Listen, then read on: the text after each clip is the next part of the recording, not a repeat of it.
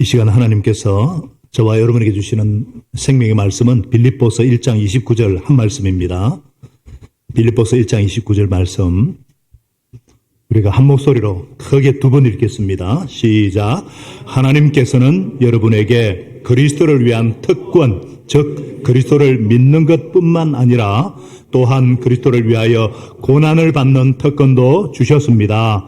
하나님께서는 여러분에게 그리스도를 위한 특권, 즉 그리스도를 믿는 것뿐만 아니라 또한 그리스도를 위하여 고난을 받는 특권도 주셨습니다. 아멘. 사역은 특권입니다. 이런 제목으로 우리 개관의 모습 말씀 나눌 때 박수로 환영하겠습니다.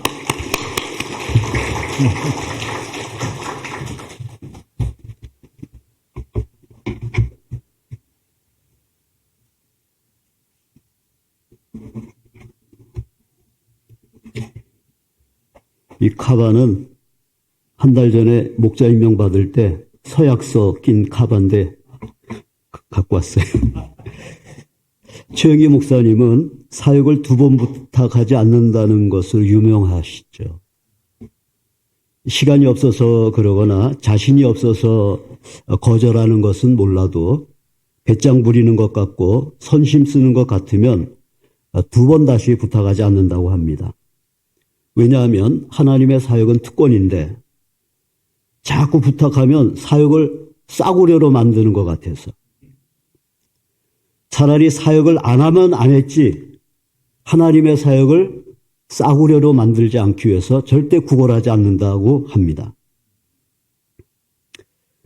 한 분은 이메일로 목사님 경건의 삶 강사로 컨퍼런스 경건의 삶 강사로 섬겨주십시오 이렇게 이제 왔어요. 아니 목사님 전 못합니다. 다시는 부탁 안 하시더라고요. 제 아내는 사모님 부부의 삶 강사로 좀 섬겨주시죠. 예, 그러고 했어요. 또 사모님 말씀의 삶 강사로 섬겨주시죠. 예, 하여간 거절을 안 해요. 그날부터 집에 들어가면 하루 종일 밤 11시까지 말씀의 삶 컨퍼런스 때까지 강의 준비하더라고요. 은퇴하기 얼마 전인가 이메일이 왔어요. 목사님, 가정교회 원리와 실제 강의 컨퍼런스 목사님이 적합한 것 같은데 강의 좀 해주시죠. 거절 안 하고 냉큼 예 그랬습니다. 오늘 본문에 보면 사도 바울이 그리스도를 위하여 받는 고난을 특권이라고 말합니다. 하나님께서는 여러분에게 그리스도를 위한 특권, 즉 그리스도를 믿는 것뿐만 아니라 또한 그리스도를 위하여 고난을 받는 특권도 주셨습니다. 성경에서는 고난받는 특권이라고 그랬는데 제가 제목을 사역은 특권이라고 좀 바꿨습니다. 근데 이유는 주님을 위한 사역하면 고난이 있잖아요. 있으시죠? 없나 봐요. 주님을 섬기다 보면 어려움이 있잖아요. 그래서 고난은 특권입니다 하는 걸 사역은 특권입니다 해도 틀리지 않죠. 괜찮겠죠? 그래서 바꿨습니다. 저는 오늘 설교를 잘 들으셔서 여러분들 모두 미래로 교회 자랑스러운 사역자들 되시기를 주님의 이름으로 축복합니다. 제가 목회가 너무 힘들어서 그만두고 싶을 때가 있었는데 행복하게 사역할 수 있었던 것은 가정교회 하면서 사역은 특권이고 고난이 특권이라는 것을 알았기 때문입니다. 왜 사역이 특권인가? 성장하기 때문입니다.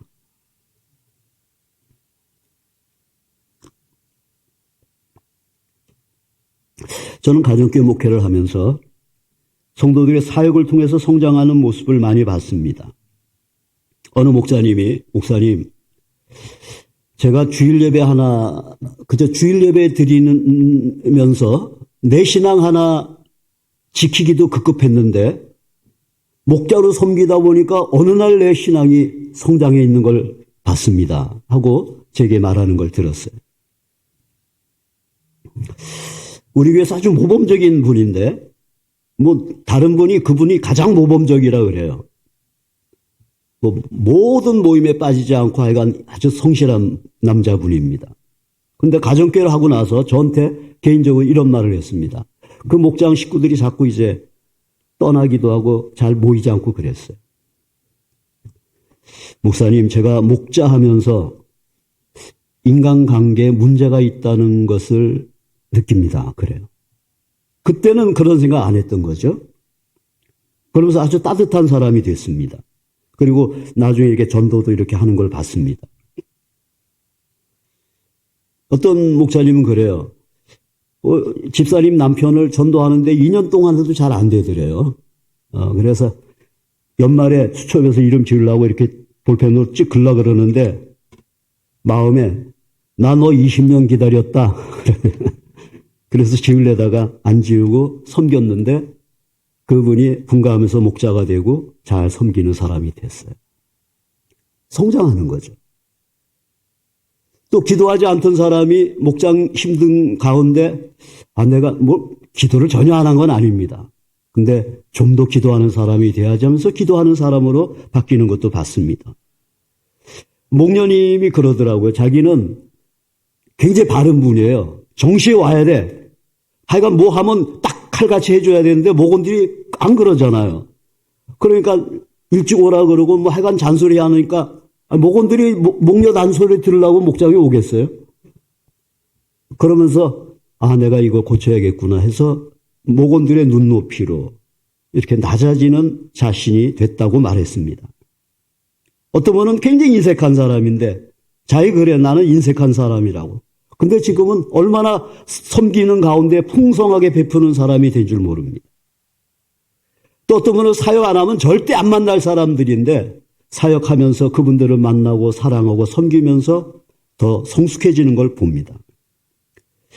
사역이 없으면 용서 구하지 않을 텐데 사역 때문에 용서를 구하는, 저는 우리 장로님이 장로회 회장, 우리 교단 장로회 회장이 되셨어요. 근데 축하 예배를 하는데 제가 안 갔어요. 왜냐하면 그때 선한 목자교회에서 우리 장로님 아들이 결혼식을 했어요. 근데 그 목사님이 주례를 하는데 저는 기도를 맡았죠.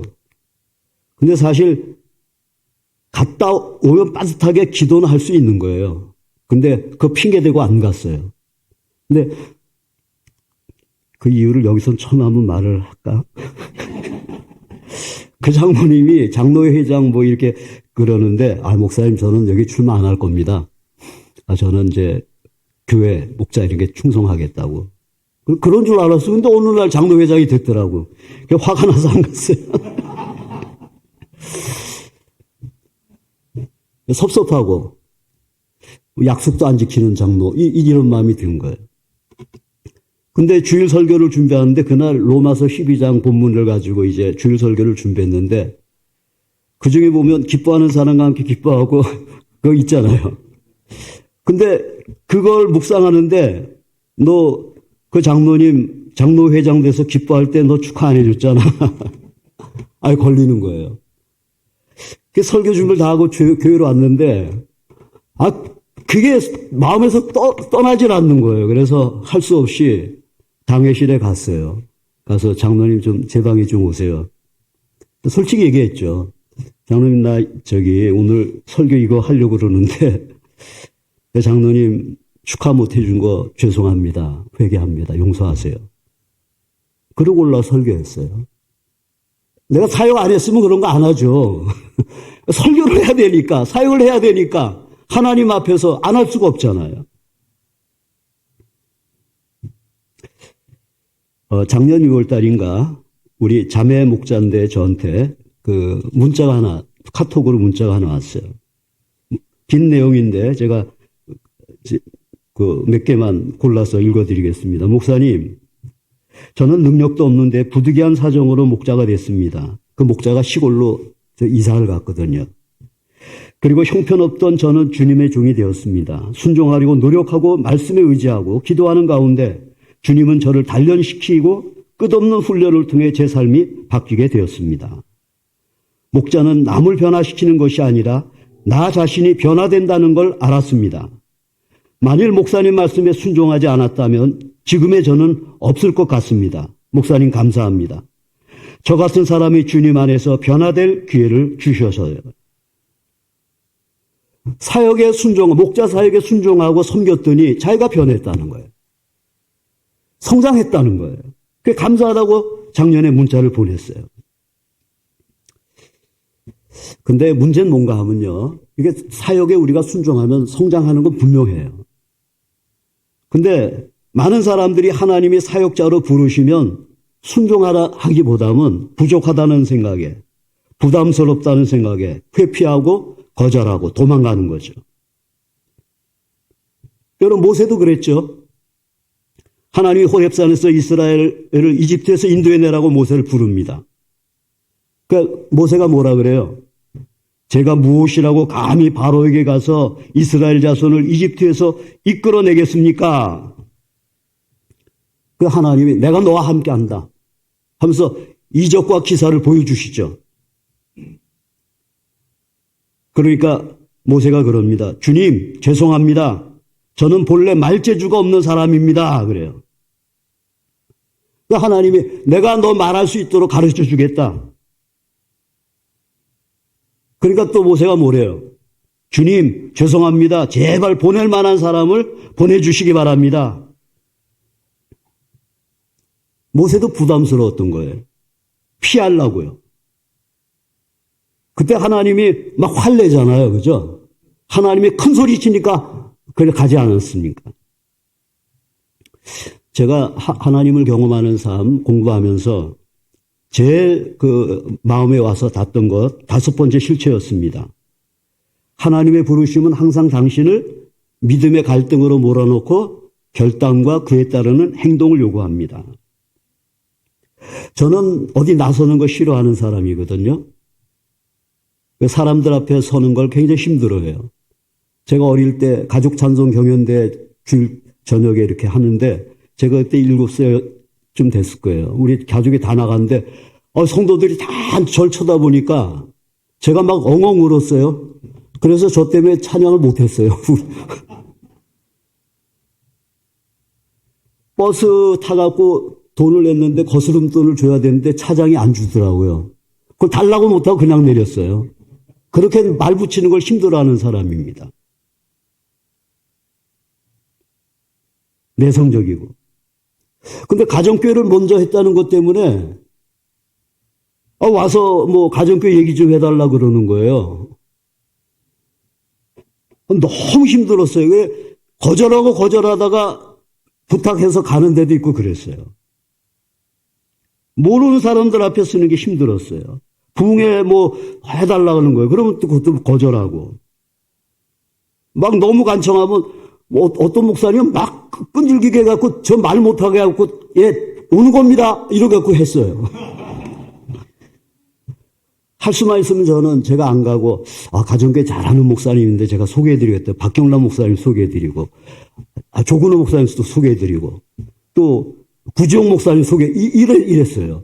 그리고 이렇게 약속을 하는데 제가 스케줄 탁 보는데 그때 다른 약속이 있어. 그럼 너무 좋은 거예요. 스케줄이 안 되겠습니다.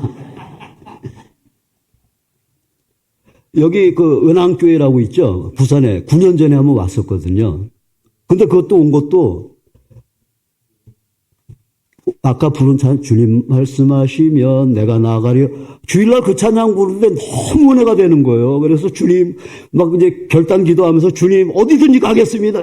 그러고 예배 마쳤는데 전화가 왔어요. 은항교회 부흥회 와달라고. 찬양을 그렇게 불러놓고 기도했는데 거절할 수가 없잖아요. 그래서 온 거예요. 근데 그때 컨퍼런스에서 이제 제가 목사님들 몇 분이 앉아갖고 이런저런 얘기해서 저 이제 그런 연약한 부분들에 대해서 나누는데 그때 글쎄 정확한 거 아닌데 장상교회 목사님인 것 같기도 하고 부흥회 요청을 했대요. 근데 제가 거절했다는 거예요. 근데 은항교회는 왔더라는 거예요. 그래가지고 저 목사님이 큰 교회만 가는가 보다. 이렇게 자기가 상처를 받았었는데 목사님 말씀 듣고 보니까 이제 이해가 됩니다. 그러더라고요. 저는 사실 세미나에 이렇게 앉아 있는 사람이지 강사는 꿈도 생각하지 못했던 사람입니다. 근데 평신도 세미나, 목회자 세미나를 했잖아요. 그것도 우리 교회 부흥에 오신 목사님이 저 개 목사님 다음에 여기 가을에 평신도 세미나 하시죠. 그러는 거예요. 근데 제정신이었으면 거절했을 텐데 저를 목회를 살려준 분 아닙니까? 제게 생명을 준 분 아니에요. 그런 분이 부탁하는데 거절할 수가 없겠더라니까요. 그래서 예 그랬어요. 돌아서서부터 후회했습니다. 저기 한 번은 아내하고 서울대 병원을 이제 신방을 분당 서울대 병원 신방을 둘이 가는데 제가 그랬어요. 여보, 요 얼마 전에 총회 영성대회 우리 백석 총회 영성대회를 속초에서 하는데 강사로 와달라고 부탁을 하는데 내가 거절했어. 그랬어요. 그리고 우리 신대원 원장님이 신대원 개강 수련회 때 와서 1시간 좀 해달라고. 근데 그것도 거절했어. 이제 그랬어요. 아내가 막 화를 뻥 내는 거예요. 아니, 당신이 강사로 써달라 그런다고 그 사람들이 써주겠냐는 거예요. 하나님이 부르면 가야지. 어떻게 그러려고 막 화를 내는 거예요. 근데 서울대병원 이제 정문에 이렇게 차가 들어가는데, 앞에 차가 이렇게 주차장에는 안 들어가고, 이제 차가 있으니까 섰잖아요. 문 열더니 문을 꽉 닫으면서 당신 혼자 신방하구나! 그러고 가버렸어요. 그래. 혼자 신방하고 집에 갔는데 없어요. 그날 저녁에 안 들어와요. 가출했어요, 가출. 며칠을 안 들어왔어요. 나중에 한 3일인가 있다 왔는데 신돌산 기도원 갔다 왔다 그러더라고요. 제가 그런 사람이었어요. 근데요, 이게 웃기는 게 누가 이게 이제 부탁을 하잖아요. 전화 받잖아요. 거절하려는 마음이 확 오거든요. 아내한테 혼날 생각이 나는 거예요.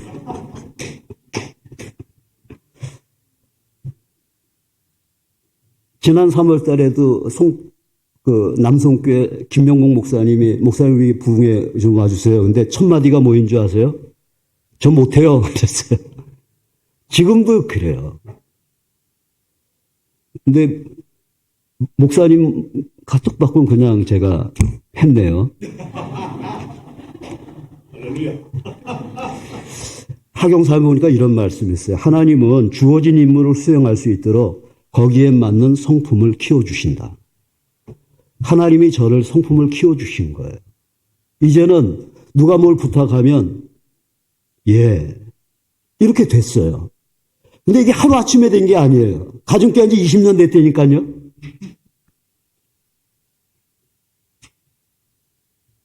하나님께서는 다윗을 훈련시켜 12년 걸렸죠. 바울도 11년 걸렸습니다. 아브라함 25년 걸렸습니다. 이런 성장 과정을 통해서 우리를 성숙해 만들어 주시고 성장시켜 주시는 거예요. 갈등이 되지만 순종하면 하나님을 경험하게 되고 결단하게 되면 내가 성장하는 거예요. 부흥사 됐잖아요. 저 이런 거 못하는 사람이에요. 어느 분이 목사님 이제 은퇴하시면 가정교회 이렇게 다니면서 설교도 하고 그러세요. 그러더라고요. 내가 말은 안 했지만 속으로 이제 은퇴하면 내가 아이고 해방받는데 어떻게 내가 뭐하러 내가 그런 데 다니냐 이랬던 사람이라니까요. 우리 그 목사님 한 분이 나이도 들고 몸도 아프니까 자기 목원 중에 한 분을 목자를 시키겠다고 저한테 그래요. 근데 여집사님이에요. 근데 얘기를 하는데 내가 볼 때 그분은 목자감이 아니에요. 우리 교회에서 20년 가까이 신앙생활을 했는데 저하고 별로 대화를 안 해. 말을 안 해. 저런 분이 어떻게 목자를 하겠어요. 아닌데 저분은 안 되는데. 근데 뭐 그 목자님은 그분을 세우겠다는 거예요. 그럼 전화 좀 해달래. 목사님이 전화 좀 해달래. 전화를 안 했어요. 근데 전화가 왔어요. 목사님 전화하셨어요? 아직 못했는데. 전화 좀 해주세요. 그리고 또 못했어요. 내가 볼 때 목자감이 아닌 거예요. 또 전화가 왔어요. 그래서 알겠다고 전화를 했죠. 그랬더니 안 와요. 저 안 갑니다, 목사님 그러더라고요. 그럼 그럴 줄 알았다네 그랬죠. 근데 우리 성도 아들이 그 서울 호텔에서 결혼하는데 이제 관광버스를 빌려가지고 교회에서 출발하는데 제가 앞에 앉아있는데 그 집사님이 타더라고요. 그래서 집사님 여기 앉는데 얘기 좀 하려고, 목자하라고, 얘기하려고 여기 앉아 그랬더니 맨 뒤로 가는 거예요. 근데 이제 예식 끝나고 뷔페 식당인데 집사님들이 한 네 분이 이렇게 둥그런 식탁에 앉아있더라. 그래서 음식 가지고 갔죠. 같이 이제 먹으면서 얘기하려고. 근데 내가 딱 앉으니까 절로 도망가더라고요. 그래, 그럴 줄 알았어. 이 사람은 목자 안 돼. 근데 그렇게 생각했어요. 근데 또 전화가 온 거예요. 목사님 얘기했어요? 근데 얘기 뭐 할 시간이 없는 거예요. 그래서 다시 전화를 했죠. 집사님, 한번 좀 만나야겠습니다. 그랬더니, 예, 알겠습니다. 오늘 제가 가겠습니다. 그래 왔어요. 그래 얘기 제가 하는데 아무 대답도 안 하고 그냥 듣고만 있어요. 그러니 얘기 다 끝나니까 목사님 전 목자 못합니다. 그러더라고요. 집사님, 저기 지금 대답하지 말고 일주일만 기도해 보고 대답하면 안 되겠냐고. 그 대신 일주일 후에 집사님이 어떤 결정을 내리든 나는 집사님 의견 존중할 테니까 그냥 집사님 일주일 후에 대답해 달라고 그랬어요. 근데 그리고 나서 주일날인데 헌신 시간, 헌신 때 나와서 무릎을 꿇는 거 그래서 와, 내가 설교를 은혜롭게 했나 보다. 이제 결단하는구나. 보니까 목자 헌신 이렇게 했더라고요. 그래서 이제 기도를 해줬죠. 그 나중에 목자 임명식 때 간증을 들어보니까 제 설교에 은혜 받은 게 아니에요. 꿈을 2번 꿨는데 제일 친한 친구가 목자라고 꿈에서 그러더래요. 2번씩이나. 그 꿈에 그러니까 이 사람도 이제 더 이상 빼지 못하고 목자가 된 거예요. 근데 얼마나 잘하는지요. 삶 공부를 하는데 숙제해서 그분이 숙제해온 거 읽으면 읽을 때마다 감동이 되는 거예요. 야, 내가 그러니까 사람을 겉을 보고 판단하는 게 얼마나 잘못입니까? 목회일기를 쓰면 그 읽을 때마다 은혜 받아요. 목회일기가. 그리고 그 친구 결국 그 힘든데 그 가운데 한 VIP 전도도 하고. 겉보고 하는 거 아니에요. 근데 그분이 정말 자기는 못한다고 그러던 사람인데 결국은 결단했는데 정말 잘하더라고요. 하나님께서 그를 사용하시더라고요. 여러분 사역이 부담스러워서 갈등되는 분들 있죠? 갈등돼요. 저도 그랬으니까요. 모세도 그랬으니까요. 근데 그 갈등 가운데 결단하시잖아요. 그리고 순종하시잖아요. 하나님이 여러분을 통해서 역사하시는 거예요. 여러분이 하나님을 경험하는 거예요. 사역하기로 결단하고 순종하심으로 성장을 경험하시기를 축복합니다. 왜 특권인가? 기쁨이 있습니다. 왜 특권인가? 기쁨이 있습니다. 탁구 신동 있죠? 신유빈. 도쿄올림픽에서 41세 많은 백정노장을 꺾었잖아요. 이번 베이징 올림픽에서 여자 탁구 복식 금메달 땄죠. 근데 전에 인터뷰한 걸 봤어요. 이런 얘기를 했더라고요. 탁구 때문에 많이 힘들기도 하지만 그만큼 얻는 행복이 커요. 탁구 때문에 많이 힘든데 그만큼 얻는 행복이 크대요. 이 어린애가 기특한 말을 하잖아요. 신통한 말을 하더라니까요. 우리도 사역이 힘들긴 하죠. 근데 얻는 기쁨이 큽니다. 잃어버린 영혼이, 지옥 갈 영혼이 구원받는 걸 볼 때 얼마나 기뻐요. 도통 변할 것 같지 않던 사람, 뺀질뺀질하는 사람이 목자로 헌신하잖아요. 깨진 가정이 회복되잖아요. 제 아내가 뇌막의 동맥류 작년 1월 달에 수술했는데 목사님 사모님 한번 대접하겠다고 목자 부부가 식사 대접을 한번 했어요. 좋은 식당에 가서 대접을 하면서 그때 그 목자님이 목녀님이랑 그러더라고요. 목사님 우리 매일 싸우던 부부였습니다. 목자로 섬기면서 지금은 그때 왜 싸웠는지 이해가 안 됩니다. 지금 행복하게 잘 삽니다. 너무 감사한 거예요. 이번에 그 수건 찾으러 갔는데 그 장로님한테 또 은혜를 많이 입었는지 뭘 사들고 이렇게 그 안에서 만났어요. 얼마나 좋아하는지. 그 막 얼굴에 반가워가지고. 그런 걸 볼 때 보람을 느끼고 기쁘죠. 그렇잖아요. 한 가정이 맨날 싸우던 가정이 자기 입으로 그렇게 행복한 가정이 된 걸 볼 때 얼마나 행복합니까? 한 사람의 운명이 바뀌잖아요. 제가 한 달 전에 목자가 됐잖아요. 82세 난 권사님이 계신데 치매 초기예요. 이제 제가 우리 집에서 교회까지 35분 거리인데 그분 집에서 교회까지는 10분 거리예요. 그래서 제가 그 집 들려서 권사님 모시고 교회로 이제 가고 또 끝나면 모셔다 드리겠다고 제가 그랬어요. 근데 권사님 오늘 제가 몇 시까지 갈 거니까 기다리세요. 근데 한 9시쯤 전화가 왔어요. 목사님한테. 목사님, 권사님 교회 와 계시니까 들리지 말고 오세요. 그래. 그래. 자꾸 그러는 거예요. 그래서 어떻게 하면 되지? 어떻게 하면 될까? 그러다가 7시에 전화를 했어요. 아침 7시에. 권사님, 오늘 제가 모시러 갈 거니까 가지 마세요. 7시 반에 또 전화했어요. 권사님, 제가 모시러 갈 거니까 가지 마시고 있어요. 8시에 또 전화했어요. 30분마다. 왜냐하면 치매 잊어버리고 갈까봐.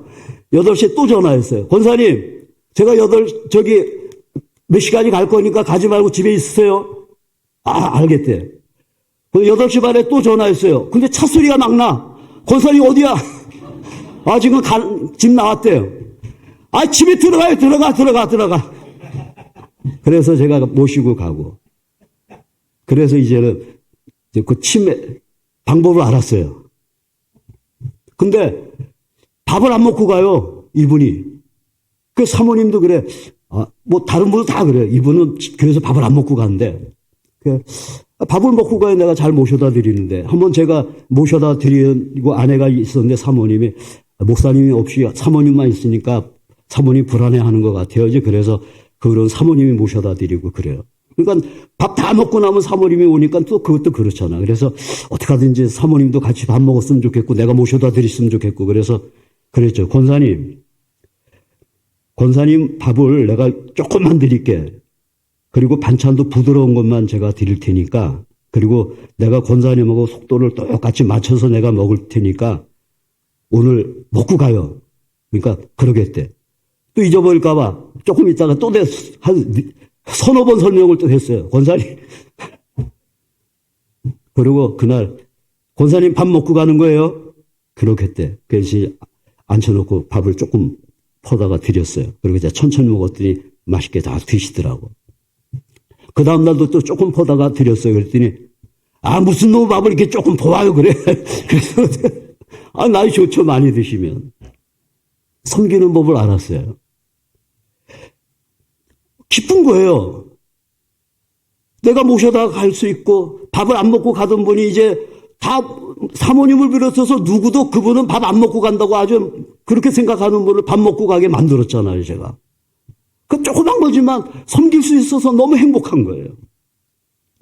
우리 김동수 목녀님이 계신데 이분이 자기 목장에 신혼부부가 들어왔는데 임신한 신혼부부예요. 영동 세브란스에서 강남 세브란스 병원에서 아기를 낳았는데 아기가 좀 아파가지고 인큐베이터에 오랫동안 있게 됐어요. 그러니까 산모는 퇴원을 하고 근데 엄마니까 매일 보고 싶잖아요. 그러니까 목녀님이 매일 데려다 모시고 갔다가 모시고 가고 해서 매일. 근데 문제는 유방암 수술 진단을 받고 수술 날짜를 잡은 거예요. 근데 그걸 그 목원한테 말을 안 한 거예요. 왜냐하면 부담 느낄까봐. 그리고 매일 하는데,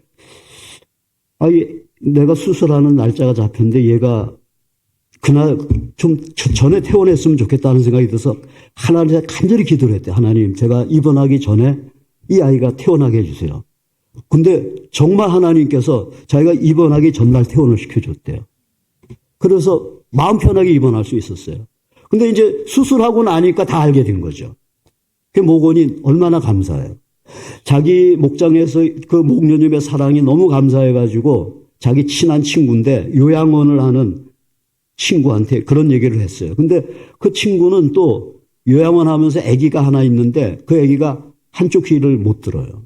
그러니까 자꾸 아파.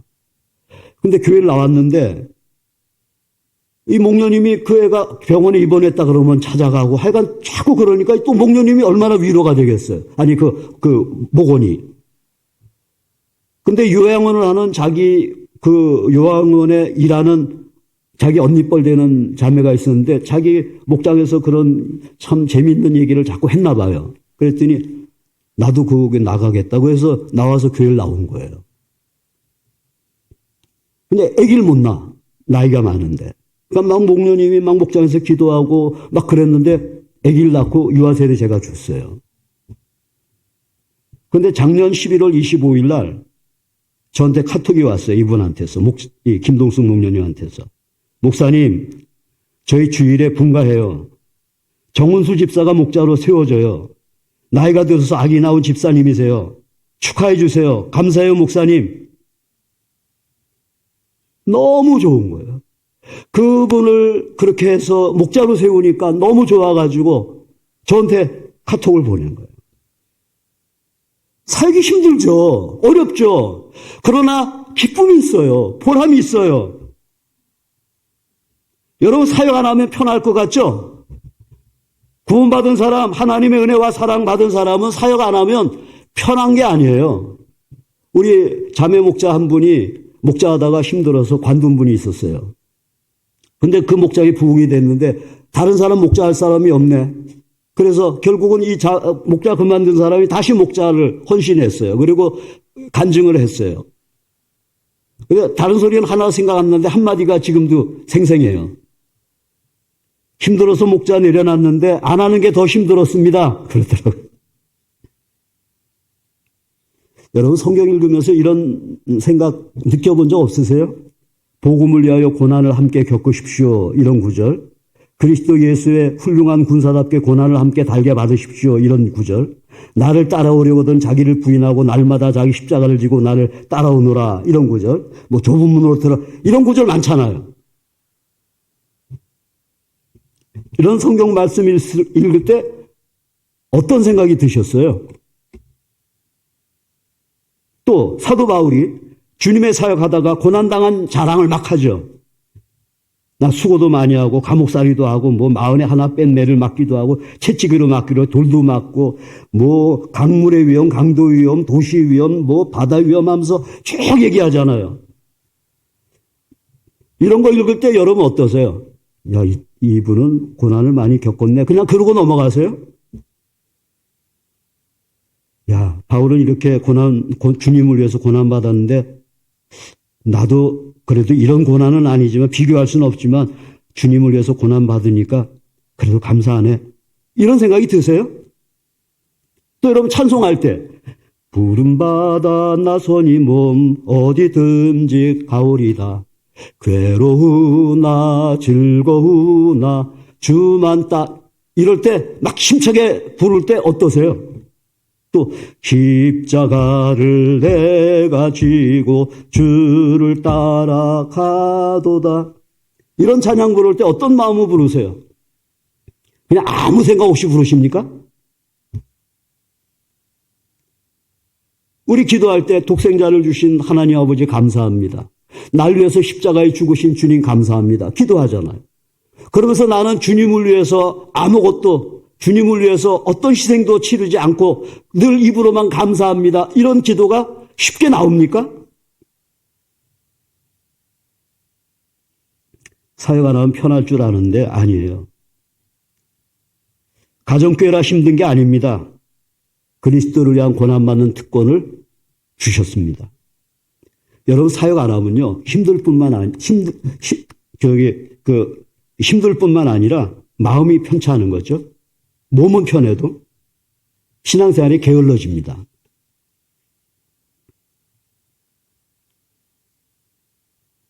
목사님 제가 은퇴하고 사역 안 하니까 게을러지더라고요. 새벽기도도 집에서 하다가 여름에 이제 낮엔 운동을 하잖아요, 산책을. 그러니까 너무 더우니까 아내가 여보, 난 더운데 싫어. 새벽에 운동했으면 좋겠어. 이제 그러는 거예요. 갈등이 생기는 거예요. 새벽에 기도해야 되는데. 근데 뭐 이게 새벽 예배 인도하는 것도 아니니까 그래 새벽에 운동하고 아침 먹고 하지. 근데 그게 그렇게 마음대로 안 되더라고요. 새벽에 안 하고 나니까 이게 안 되는 거예요. 어느 목사님 심심한데 드라마 좀 보세요 하고서 중국 드라마를 보냈는데 40부작이더라고요. 하루에 하나씩 보면 좋은데 계속 이틀 동안 보는데 그냥 눈 빠지게 봤습니다. 근데 너무 재밌어갖고 또 찾아갖고 뭐 50부작도 있더라고요, 그게요. 한 그런 거 한 대여섯 개 본 것 같아요. 저 트롯 안 좋아하거든요. 근데 가는 데마다 트롯 그러더라고요. 트롯이 뭐지 하고서는 TV 보는데 굉장히 재밌더라고요. 내일 새벽 기도 예배인도 안 하니까 늦게까지 보고 게을러지더라고요. 사역이 있으니까 그 사역이 저를 일으켜 세우는 것 같아요. 3월 달에 이제 동탄 사랑의 교회에 등록했잖아요. 하여간 주일 예배 가고 토요일 날 목장 모임 가고 이게 그전에는 이제 줌으로 코로나 기간이니까 줌으로 집에서 이제 이렇게 드리다가 그 해제가 끝나면서 작년 6월 달부터인가 용인에 있는 제일 큰 교회 이제 자꾸 좀 의식이 되는 것 같아서 제일 큰 교회 맨 뒤에 앉았다 끝나면 오고. 근데 누구도 뭐 처음 왔냐는 말도 안 해요. 그 교회는 그냥 계속 이렇게 귀신자들이 들어오니까 뭐 안 하더라고요.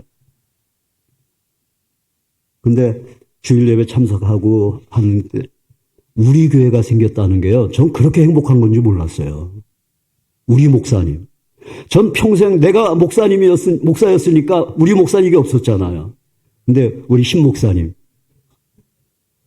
목사님, 우리 집도 새신자 신방 해주셔야죠. 예, 해야죠. 그래서 약속을 잡았어요. 막 설레고 기다려지는 거예요. 목사님 오시는 날. 예배 마치고 뭘 대접할까? 그래서 아내랑 식당도 알아보고, 남사 고기라고 돈마호크? 안 먹어본 건데, 이제 거기 가서 우리 목사님 먹을 건데 먼저 시식해보자. 먹어보니까 맛있어요. 여기 모시고 오자. 또 옆에 카페가 있어요. 카페 가서 목사님 오시면 여기 앉아서 커피 같이 마셔야지. 너무 좋더라고요.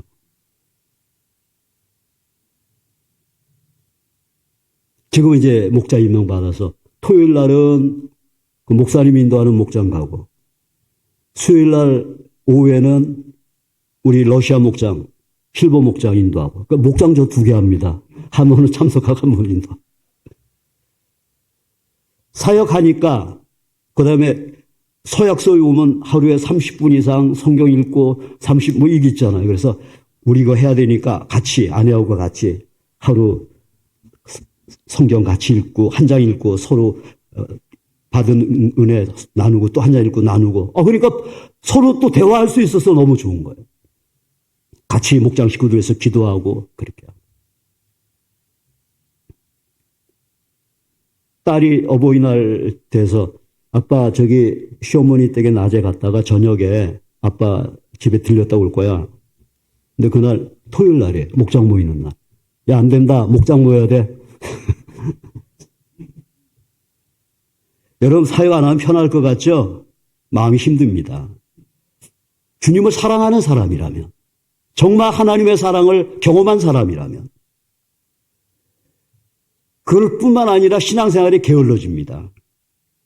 사역하면 무거운 짐 같은 사역이 우리를 게으르면서 건져주고 우리 신앙생활에 활력을 주는 거예요.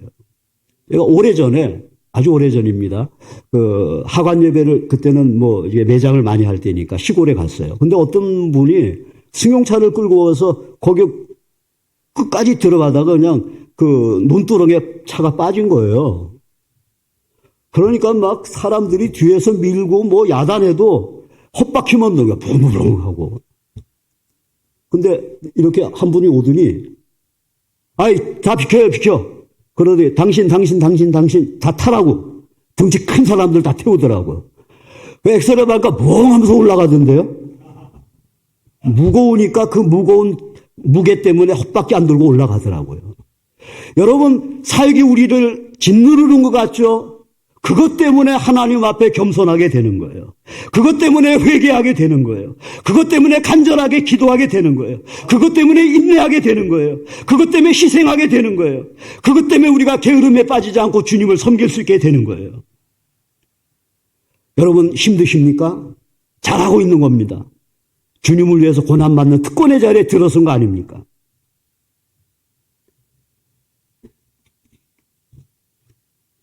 사역은 특권입니다. 왜? 기쁨이 있어요. 신유병이 그랬잖아요. 탁구 때문에 많이 힘들긴 하지만 그만큼 얻는 행복도 커요. 사역 때문에 많이 힘들긴 하지만 그만큼 얻는 행복이 있습니다. 한 가지 더 말씀드리면 왜 특권인가? 천국의 상이 있어요. 천국의 상. 성경에 면류관 얘기 많죠. 의의 면류관, 생명의 면류관, 영광의 면류관, 썩지 않는 면류관, 소망이나 기쁨이나 자랑의 면류관. 이게 모두가 천국의 상 말하는 거 아니겠습니까? 이 천국의 상이 우리의 신앙생활에 영향을 미치지 않습니까? 사람이 한 번 죽는 것은 정해진 일이요 그 뒤에는 심판이 있다는 말이 우리 삶에 영향을 미치지 않습니까? 그냥 덤덤하십니까? 심판이 있다는 사실 때문에 죄를 회개하게 되지 않습니까? 안일한 신앙생활 하다가 다시 한번 일어나지 않습니까? 내가 손해보지 않고 신앙생활 하려고 했다가도 이 천국의 상이라는 거 하나님의 심판대가 있기 때문에 감수하지 않습니까? 내가 오해받는다 할지라도 우리가 감수하지 않습니까? 2년 전에 오스카 톰슨이라는 사람이 관계중심 전도라는 책을 썼는데 그 책을 읽게 됐어요. 근데 거기 이런 문구가 있었습니다. 하나님은 여러분의 영향권 안에 있는 모든 사람에 대해 여러분에게 책임을 물으십니다.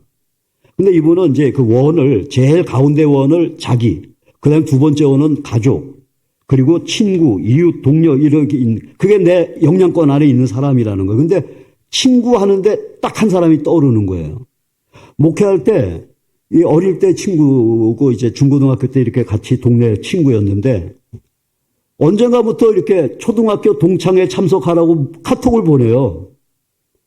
그러면 제가 뭐 토요일 날 주일 날 못 는데 어떻게 갑니까? 또 그런데 가는 것 좋아하지도 않고. 그래 이제 빠져나오면 또 초청을 하는 거예요. 계속. 근데 이 친구가 예수를 안 믿는 친구거든요. 근데 하나님이 내 영향권 안에 나한테 전도하라고 그러는 거 아닌가? 이런 생각이 드는 거예요. 그래서 사실 그 친구를 만나게 됐어요. 근데 그 친구 하나만 만나는 것보다 그때 친한 친구 2명을 더 이렇게 4명이서 만나요. 근데 한 사람은 서울 명성교회 안수 집사고 또 한 사람은 면목대에 있는 교회 또 집사고 그래요. 이제 넷이서 한 사람만 예수 안 믿는 거죠. 그 친구 없을 때 셋이서 의논도 했어요. 우리 이 친구 전도하자. 같이 기도하자. 이제 그렇게 서로 약속을 했어요. 만나기로 하고 나서 어머니가 돌아가셨어요. 다른 친구들은 1번 갔다 왔는데 전 2번 갔어요. 부의금도 좀 많이 냈어요. 왜냐하면 하여간 목표가 있으니까 그랬어요. 얼마 전에 또 어깨 수술한다 그래서 수술했다 그래서 병원에도 이렇게 갔어요. 그리고 매달 만나자 그래서 지금 한 달에 한 번씩 만납니다. 근데 만나면 그 친구는 이제 술을 먹죠. 또 교회 다니는 한 친구도 같이 술을 잘 먹더라고요. 그 둘은 술 먹고 안수 집사는 술 안 먹고 나도 안 먹고 하니까 두 사람 콜라 먹고 그래서 서로 이렇게 이제 브라보 그러면서 먹습니다. 근데 이번에 수술하고 나서는 이제 한 친구는 또 대장암 수술을 해서 이제 술을 못 먹어요. 술 먹던 집사가. 그러니까 나 혼자 무슨 재미로 먹냐 이제 그러고 안 먹더라고요. 근데 지난번에 또 혼자 먹더라고요. 근데 하여간 만납니다. 한 달에 한 번씩. 목적은 그 친구 전도하기 위해서. 그 책을 읽다가 하나님은 여러분 영향권 안에 있는 모든 사람에 대해 여러분에게 책임을 물으십니다. 이 구절을 읽으면서 그 친구가 생각나고 하나님이 내 영향권 안에 이 사람 전도하라고 하는 거 아닌가 하는 생각이 들어서. 성경의 성도들은 하나같이 천국의 상을 내다봤기 때문에 고난을 기쁨으로 감당할 수 있었습니다. 사도 바울 역시 생각컨대 현재 고난은 장차 우리에게 나타날 영광과 비교할 수 없다. 무수한 고난을 겪으면서도 사역할 수 있었던 것은 천국의 상을 본 겁니다. 모세도 마찬가지죠. 모세는 그리스도를 위하여 받는 모욕을 이집트의 재물보다 더 값진 것으로 여겼습니다. 그는 장차 받을 상을 내다보고 있었던 것입니다. 구약시대 모세 역시도 상을 내다보고 있었다는 거예요.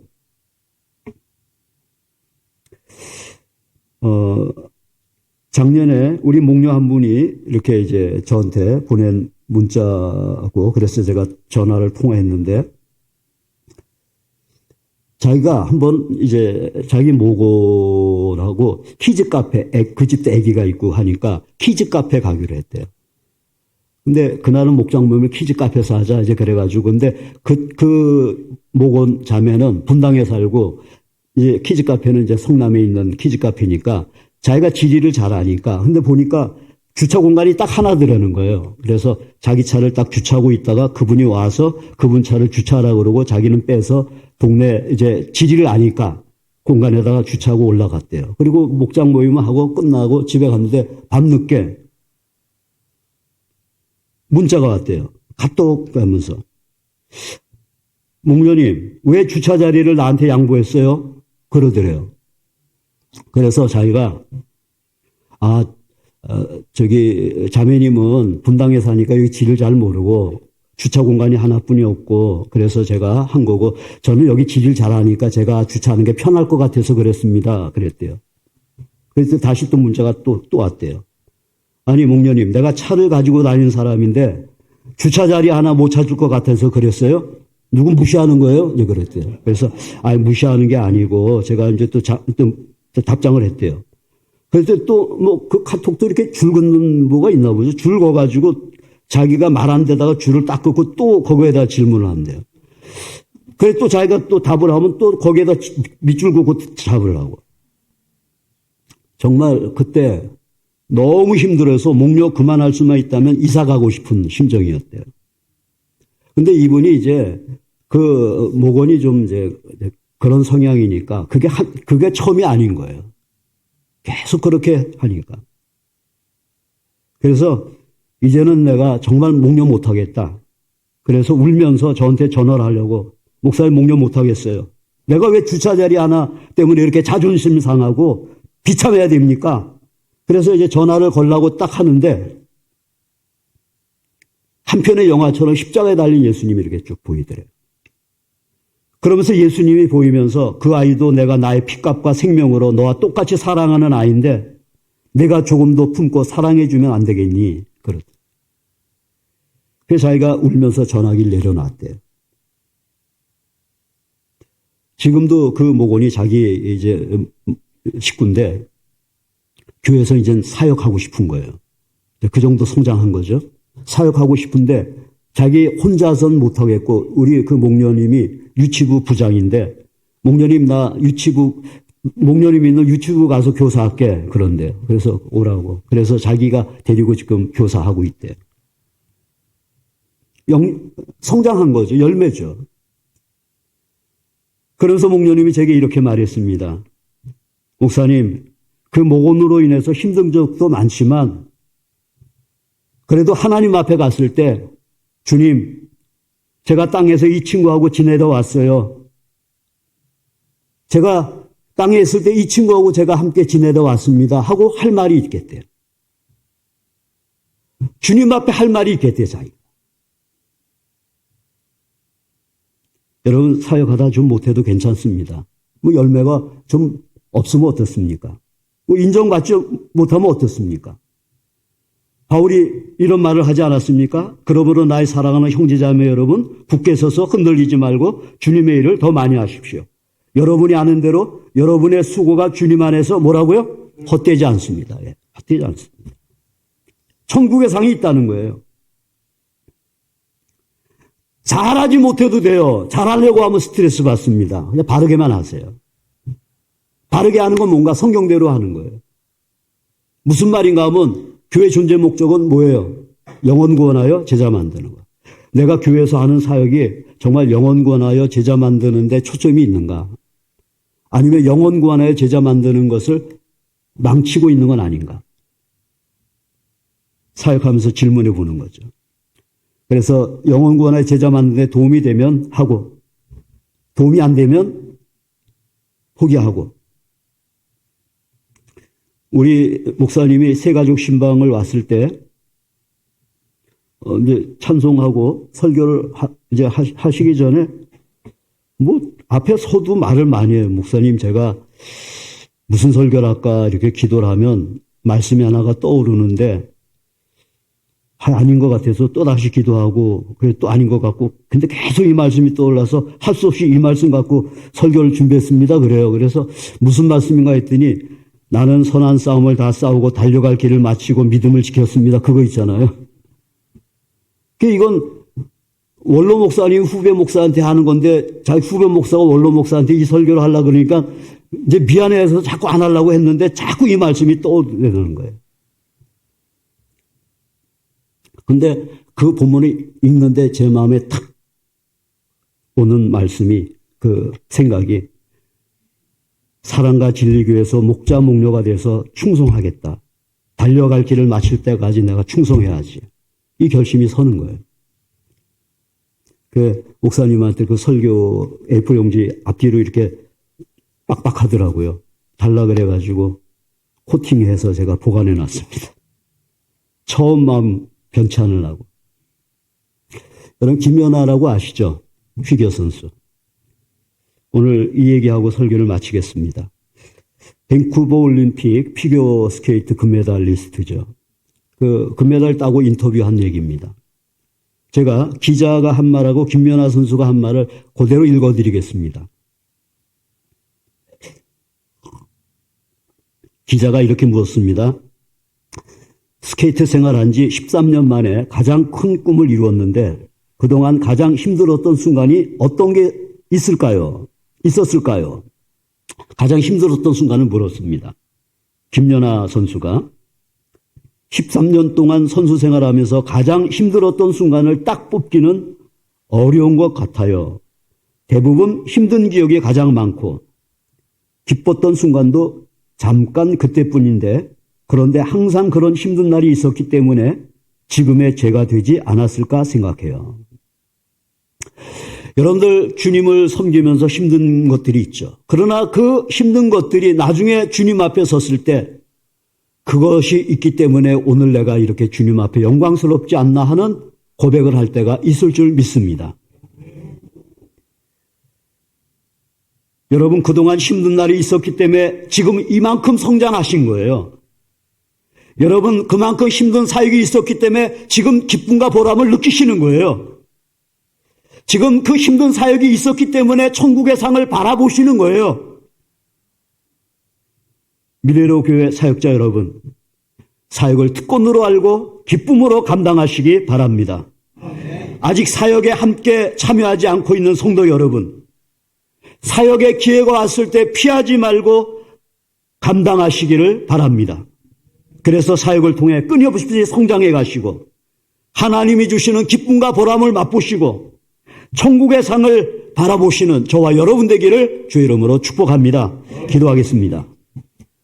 하나님 아버지, 감사합니다. 사역의 특권인데 우리 미래로그 성도님들, 하나님께서 우리에게 맡겨주신 사역 특권인 줄 알고 기쁨으로 감당하게 하셔서 성장하고 하나님 주시는 기쁨과 보람도 맛보고 천국의 상을 바라보게 하여 주시옵소서.